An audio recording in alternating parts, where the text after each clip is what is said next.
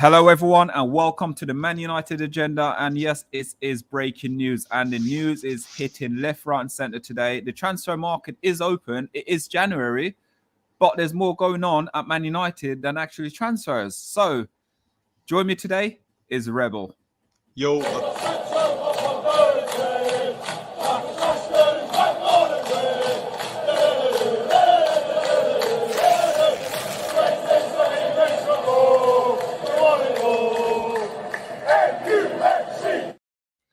Yes, everyone, and welcome back to the Man United Agenda. And this is the second show. Rebel done a nice show for us earlier with all the transfer gossip, but now we got more news breaking coming at Old Trafford. Hi, Talk. Sorry, Rebel. I'm saying Talk. Jesus, hi, Talk. Hi, Rebel. How are you doing, Rebel? It's because of the screen. You see, the screen is there. I need to look for the horns and everything. What the hell is going on today? Literally one thing after the other.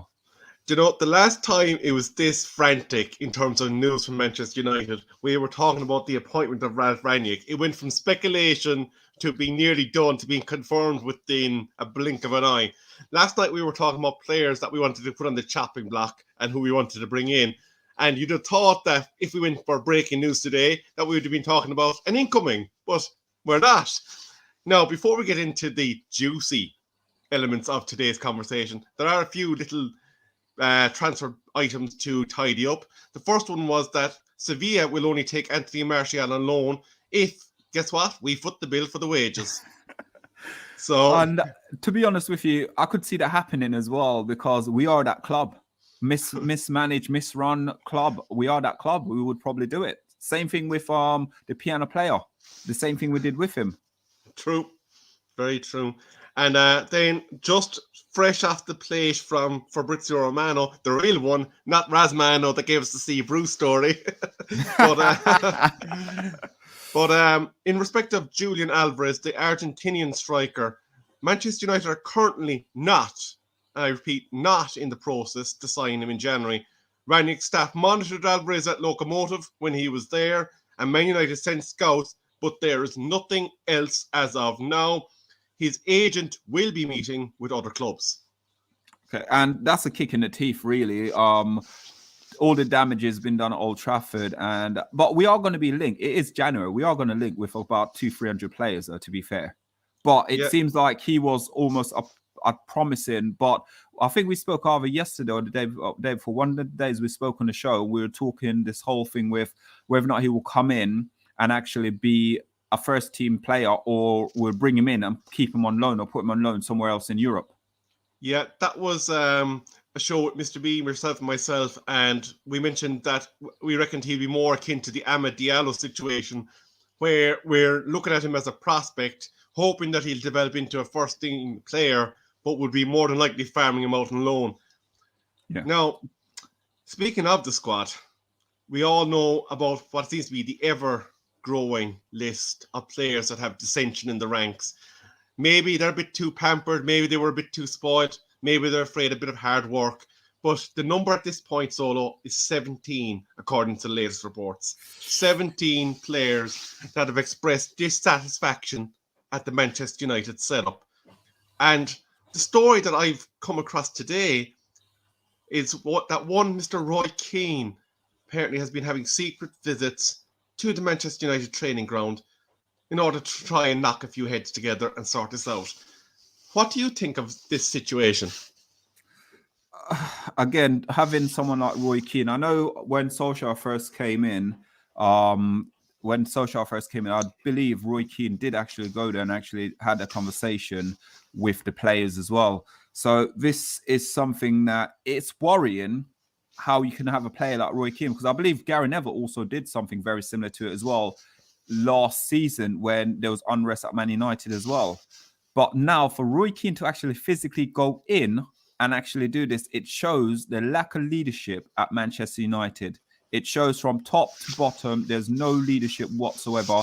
And Ralph has come in this club, and Manchester United is probably, as a manager, the hardest club in world football to manage. And the reason why is because when Sir Alex Ferguson was there, he had the reign, he had everything. He had a director who worried about transfers and didn't worry about the football side of it, where the Glazers came in the club and all they cared about was more and more of money oriented. They brought a guy in who's probably one of the best in world football or best financial guy who can make money even if you're doing shit.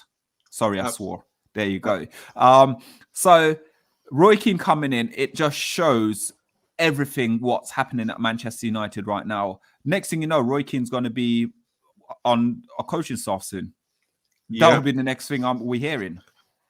Well, having seen him being a coach for the Irish national team and his previous experience with Sunderland, etc., I'm not sure that's something that exactly we'd actually want at this point.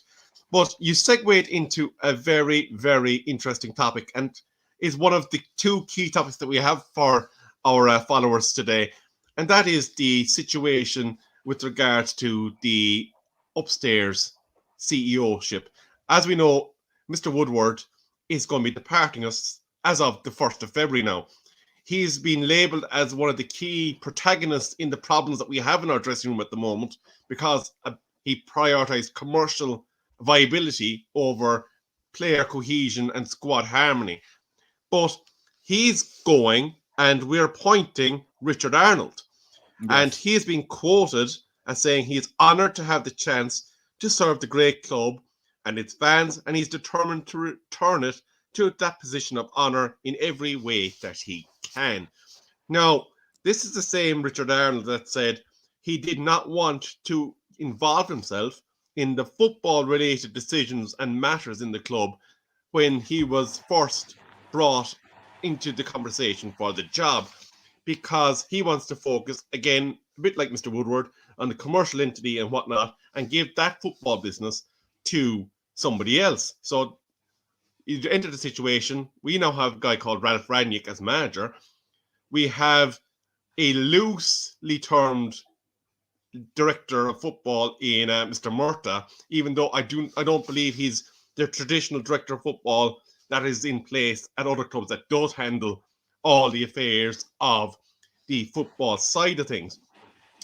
So with that, we're now in a position where Aspersion is being cast towards the summer, and the permanent manager and what seems to be the likely appointment of Rangnick as the director of football. Actually, just interrupt that. Breaking news there in the last second. Ethan Laird has now been officially confirmed to Bournemouth on loan. Yes. Just to bring you that as it hits the press. But we're now looking at the situation, and your boy, Mr. Pochettino, seems to have fallen out of favour. Out of favour, yes.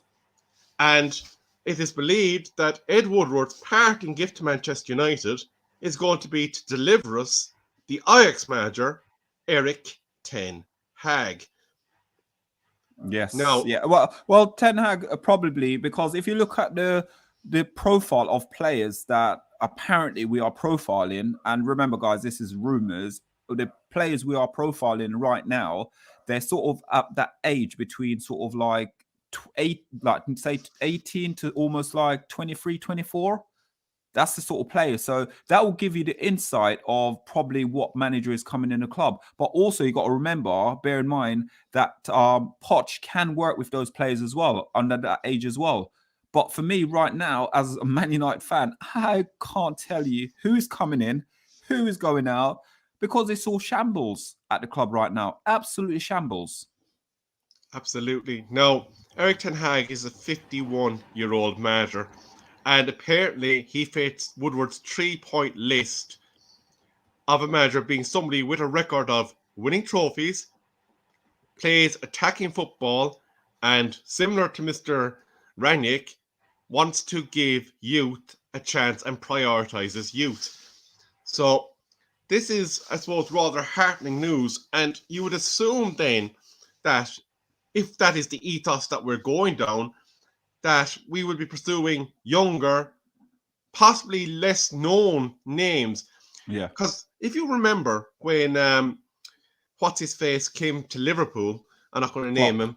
Klopp. We'll chase Klopp because at the moment, right now, even when Klopp went to Liverpool, Liverpool weren't in that situation. The situation right now we're in, this spelled trouble for Man United. I don't know what people think in the comment, but this spelled a lot of problems for Manchester United. Now, we are in, that's what you would say, in the shit. We're in the shit right now, and it's going to be very difficult to come in. If there's 17 players right now at Manchester United want to come out of their contract and want to leave the club, let them go. Let them leave, yeah? Let's start this rebuilding process, because some of these guys right now, whether or not the rumors are true or not is speculation, but if it is true, the easiest option is let them go. Manchester United as a football club will be around for years. These guys only got a short career. Let them go. Rebuild. Bring some of the young players in. Bring some of the youth in. Yep. Play some of the youth. If we finish 10th, 11th with the youth players, at least we know they're going to give it their all. All these senior players who think they're above board at Manchester United right now, let them go. Well, my gut feeling on this one, Solo, is in respect of the bad times count on the 17 unhappy players, is I feel that they're afraid of doing a bit of work, that they lived such a I suppose soft life previously in terms of what was expected in them in terms of work rate, that now there's a manager that has come in with a clear idea of how he wants his team to play. Win or lose, he wants them going out there, dictating the pace of the game, being progressive in their passing, and pressing. The full metal press that we saw from your Liverpools. But I suppose in terms of the transfer side of things, a lot of the names that we've been linked with, they're 22, 23 years of age. Yes. If you remember when Salah came to Liverpool, he wasn't the world-renowned Salah that we know now. He was a guy that didn't quite make it at Chelsea, was doing well where he went to. Was it in Italy, I think he was playing? Roma, I think. Was he at Roma? I can't remember off the top of my head. I think it might be Roma he went to. Came to Liverpool. Not a lot of people thought that he would reach the level that he did now, but he played for the jersey and he made a name for himself. These are the kind of hungry players that I think Ralph Rangnick is after. And ultimately, if it is Ten Hag, he will follow that same ethos.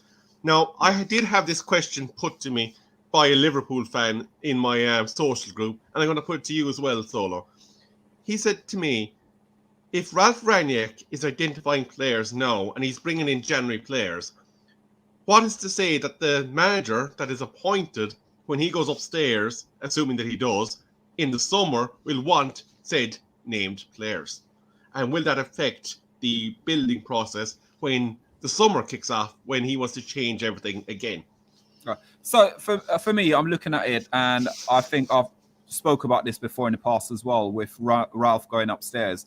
Whatever manager Man United are bringing in, they will have an idea, an identity of who they want to bring in. And that's why the players they're identifying right now is going to be players that's going to come in and Poch, Tang Hard. Those are the two managers I'm looking at right now for Man United of the caliber of players and the average age of players that we're looking at right now. So for me, yes and maybe no. But I think the manager who comes in with Rangnick, he's going to have a massive say of what goes on as well on training when he steps upstairs as well, because he's going to be one of those people who wants to be at training as well. Absolutely. So for me, it's going to be a resounding.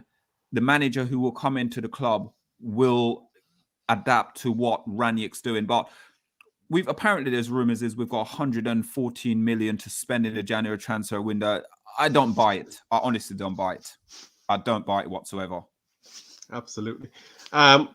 Just to kind of touch briefly on the issues that Rangnick is facing. According to an article there that just came across, there's 3 issues they've identified. The squad, which we've touched on already. The formation, which, because I've seen Battime just mentioned that the tactics are garbage, is it a question that the tactics aren't sophisticated enough because he doesn't have the personnel to play something a bit more sophisticated? So I suppose we have to kind of monitor that a bit more, in that it's probably not fair to dictate that his tactics are not quite up to the mark when we don't know whether or not he's adjudged his players not to be up to the mark. No, it's a catch-22. We don't know. Like, we just sit here and, as I said, we listen to reports. We don't know if the reports are concrete whatsoever. But if what what's leaking from Manchester United right now. And I know they got someone in the PR who probably want to leak bits and pieces and come up with certain things. If it is true, it's almost like the players have been lazy. The players have been lazy, and the players got to take a look at themselves because they let Ole down, and that's the problem. They let Ole Gunnar Solskjaer down. They let the club down. To be honest with you, that's the first thing they've done. They let the club down, and they let a legend down by not putting the performance in and the training they're put in. There's rumors apparently they're going training at 9 o'clock, and by 11:30 or 12 o'clock they're leaving training on the Ole. But why are you leaving training when you're winning nothing? You're winning absolutely nothing to drive around and look like idiots in your car, go shopping and take your chill day. Apparently, Ranić wants training 2 to 3 times a day, and apparently they're not happy with it. That's the rumor. That's the rumors, guys, by the way. But quick one before we move on. In one of the comments, if you are new to the channel, please hit that like, share, and subscribe button. Really appreciate it, guys. So go on, Rebel, because we've got loads of comments here and we want to get through as many as possible through this. So some really positive comments on here as well. Yeah, I'm very much buoyed by the fact that other Manchester United fans are really invested in what's happening in our club. We're a very passionate fan base. Just looking here at Steve Fletcher, he's saying they said the same about Klopp when he first came to Liverpool. Don't you remember the memes? Ferrari up top, lad at the back. Then we have Rusty Soblet saying, welcome, Rusty. Big up. The media, Twitter, and the rest would have a field day with it. Lose 2 games on the bounce, and we're in crisis. That is true, I suppose. It's always a crisis when you have your first loss, isn't it? Meltdown. All over social media, meltdown. Backtime says, there's no excuse not to use the bylines when pressing instead of centre with one player. And he says it's genuinely the worst thing he's seen in professional football. And I suppose just using that adage, just to go back to something that we mentioned last night, I put a certain Mr. Cristiano Ronaldo on my chopping block for an exit at the end of the season. Is it that Cristiano is demanding that the ball be played up through the middle to him? Or is it a case that he is the only man that Ralph trusts at this point to attack the goal and get us something with it? I said it as well, and I think I said it to Mr. B, and Mr. B weren't happy when I said to him, looking at the players and looking at Man United, the way we're playing, players are scared. They're scared. Now, obviously, if you know you're having a poor performance and a poor game and you've been poor for, half a season, whatever, and the team's not performing, having 70-odd thousand people at Old Trafford and those 70-odd thousand people at you, plus you're playing, you're not performing the way you should be performing, it's going to become a burden. It's going to become a pain. It's going to become one of those ones where you just want the ground to open up and swallow you in. But you play for Manchester United. So your performance, you got to at least give if you're not performing well, you got to at least give like an 8 out of 10 at least, the minimum requirement, at least 8 out of 10. Don't sit there and underperform and then sulk. With Ronaldo, I just think the minute we get the ball, it's almost like everyone's looking for Ronaldo. That's my issue. Everyone's looking for Ronaldo. I watched the game the other against Wolves. Every time Jadon Sancho got the ball, he was looking for Ronaldo. But why are you looking for Ronaldo? You had an opportunity. And the reason why? Because when Jadon Sancho or anyone make a mistake or hit the ball, basically you see Ronaldo giving them that stare. And that could be the catalyst of the signing. That could be the problem at Manchester United. And CR7 is a legend. He's probably one of the best since sliced bread in my sort of generation, what I've watched played. But at the same time, we're Man United. We shouldn't be just going through Cristiano Ronaldo. We've got players there. And I think it's upset a few people. But then there's talks like apparently that Rashford's upset because Ronaldo is trying to push him harder. There's apparently rumors that Greenwood's upset because Ronaldo's trying to push him harder. And Ronaldo's been there on the circuit, so he knows what it takes to win. He's a born winner. So listen to what the man is saying to you and perform. Absolutely. I agree with you 100%. I suppose so, just to summarize the position of today so far, I'm sure it's probably going to change drastically by the time we all finish work this evening. But Ethan Laird, loan move to Bournemouth confirmed. Sevilla will only take Anthony Martial if we foot the bill for his wages while he's on loan. Julian Alvarez, per Fabrizio Romero, will not be signing, most likely, with us in January. Rannick staff did monitor him when Rannick was part of the local motive Moscow team. United have scouted him, but as of yet, nothing further is occurring. Ed Woodward has officially been confirmed as leaving at the 1st of February this year, but will be still part of the board until end of season. We will have our new CEO, Richard Arnold, coming into play from the same day. And it is believed, according to reports, that the parting gift for Mr. Ed Woodward is that he's going to deliver Erik ten Hag in the summer as our new manager. Okay. Quick one. Rebel, I know we've got to jump off in about 2 to 3 minutes, yeah? Gomzo wants to come on quickly and ask us 4 questions, and then we just answer the question and jump off, yeah? Literally less than 5 minutes, yeah? Gomzo, jump on, yeah? Jump on, Gomzo. You got the link and everything, mate. Jump on. You should have the link. If you don't have the link, let me know. Sorry, carry on, Rebel, while Gomzo is jumping on. Okay, so I suppose looking at the picture, do you think that this move to mention summer manager targets is a deflection from what's going on in the squad? Or is it that they're really doing for the first time, some forward, short-term, medium-term and long-term planning in terms of the football space? I think it's, you know what? As I said earlier, I think a lot of it is PR stunt. A lot of what's going on is PR stunt. But the fact is, if people have captured Roy Keane at Manchester United, it shows that we are in a lot of trouble. But for me, management-wise, for me, I just think I'm hoping. I've called for Poch for a very long time. A lot of people won't agree with me, but when Jose left, I called for Poch there and then. And I think Poch is a manager who will work with a youth player. He'll put a hand around them, but he needs to clear out. Right now, we need to clear out the dead wood. And the dead wood is the 17 players, if rumours, who want to leave the club. Get rid of them. Get rid of them now. While we can, while the iron's hot, strike it while it's hot. That's all we need to do. That's all we need to do as a football club. I suppose, though, the reason why your credibility was damaged so much, Solo, was because you are the chairperson and #1 supporter of the Fred fan club. Stand up for Fred. That's it. We keep Fred in.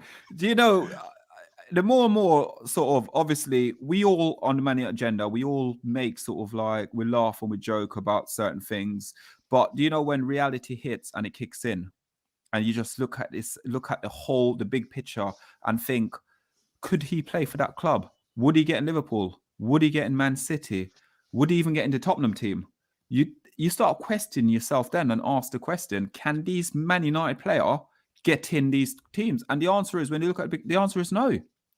But we're the biggest club in world football. But most of our players can't even get in. Okay, let's sit there and point it out now. West Ham's doing fantastic well. How many of our players right now on current form will get in that West Ham team? Ronaldo? That is the question you got to ask yourself.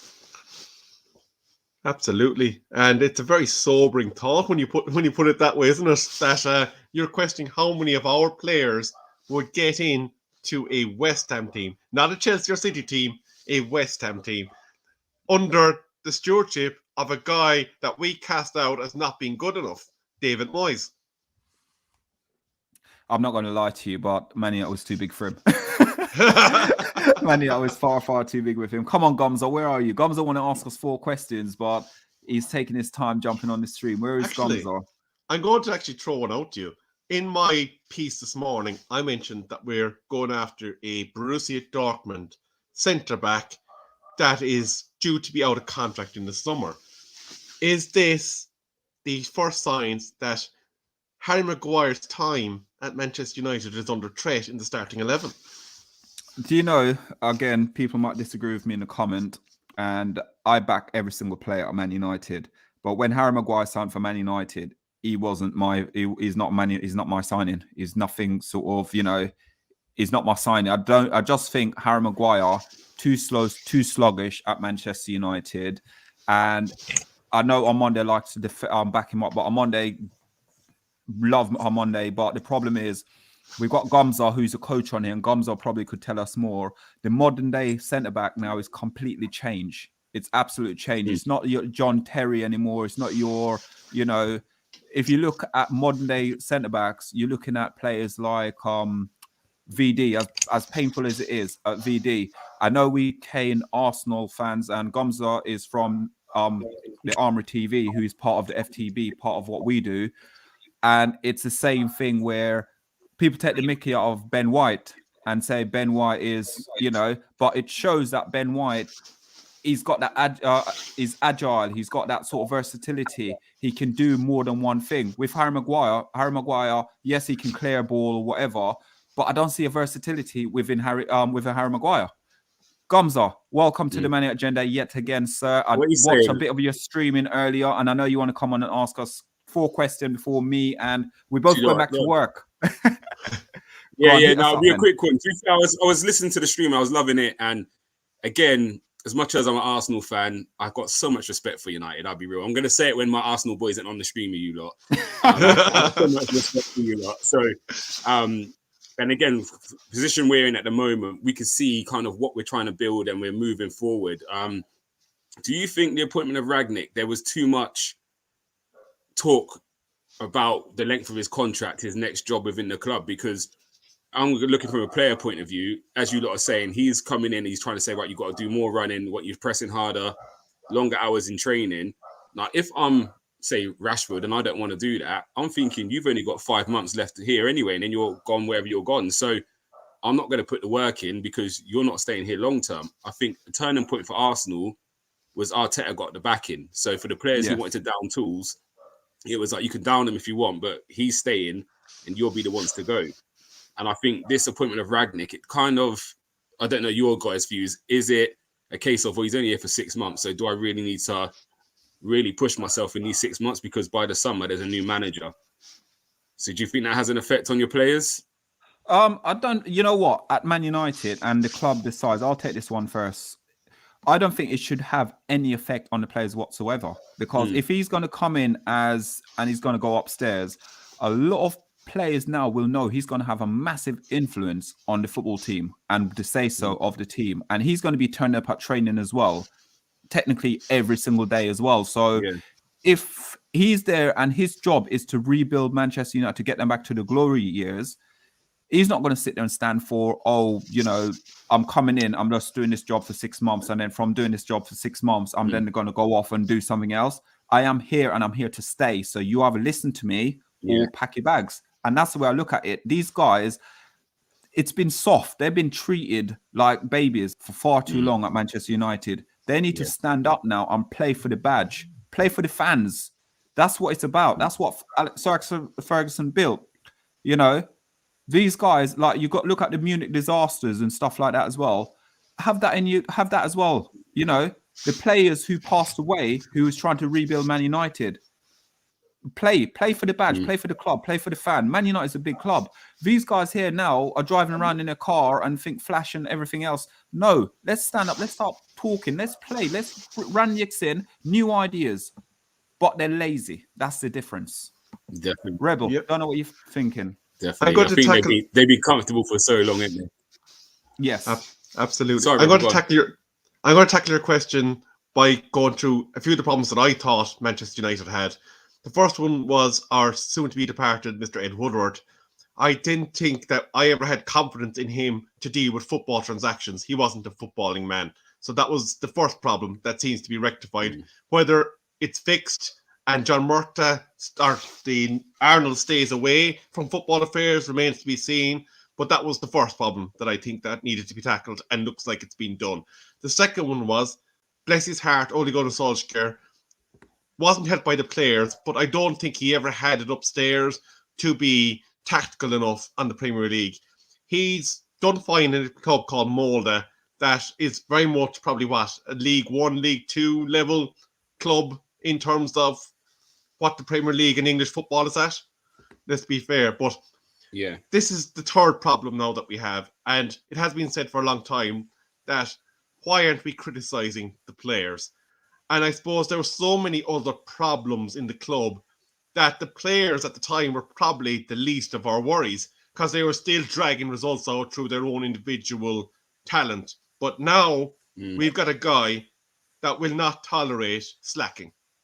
And I think it's all coming to head that the players that were living such cushioned, sheltered lives now are kind of going, what do you mean? We have to earn our wages? We have to train? And we're seeing them kind of going, okay, I'm getting out of here before the real work starts. Now, the question that you had is this thing about the 6 months and whether or not then he recommends to stay or goes upstairs as planned. Could they have worded that better? Possibly the PR department could have done a better job in structuring the way that his contract was put together. But at the end of the day, he's coming in to tackle an issue with our players. And if it gets worse before it gets better, I'm all for him raising all the hell he wants. Okay, so Gonza, you've asked one question. We're going to ask you to give us all the other 3 questions in one. All right. So basically, the main thing would be for me, try and round this up as best as possible. Do you think he's interim manager?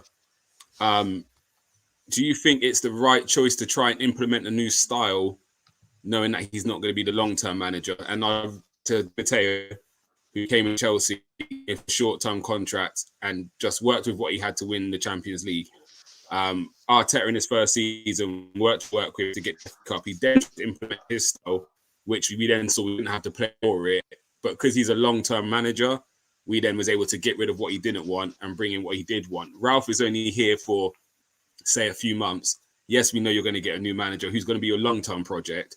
So do you think changing the formation and trying to play the Ralph way when it might only be this way for 4 months, do you think is the right thing to do? Or should he just focus on getting the best out of this team you got now, try and get top 4, and then let, if it's Pochettino or Ten Hag, when they come in the summer, them implement their style because they're going to be the long-term manager for 3 to 5 seasons? Do you think he's approaching it wrong? I'll take this one first if you don't mind, Solo. My feeling is that the style of play that we had was far too lazy. There wasn't enough work rate from our players. So I think regardless of who's in charge at the start of next season, they're going to need players that are built towards a higher level of work rate and tactically more advanced than where we were.